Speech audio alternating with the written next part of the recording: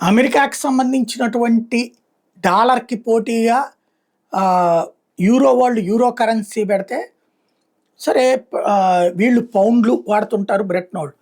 అయితే అది బ్రెట్‌నోళ్ళది ఆళ్ళ సొంత రూపాయి. యూరోప్ దేశాలన్నీ కలిపి యూరో వాడుతుంటుంటాయి. అయితే దాన్ని కూడా డాలర్‌ని దాటి ముందుకు వెళ్ళాలంటే మళ్ళీ మొన్న ఈ మధ్యన జరిగిన వ్యవహారాల్లో కొంత ఇబ్బంది పడటం నడిచింది. అయితే అమెరికాకి పోటీగా బ్రిక్స్ కరెన్సీ తీసుకురావాలన్నటువంటి చైనా ప్రయత్నాన్ని రష్యా, భారత్ అడ్డుకున్నాయి. ఇప్పుడు కొత్త కాన్సెప్ట్‌తో అడుగులు వేస్తోంది.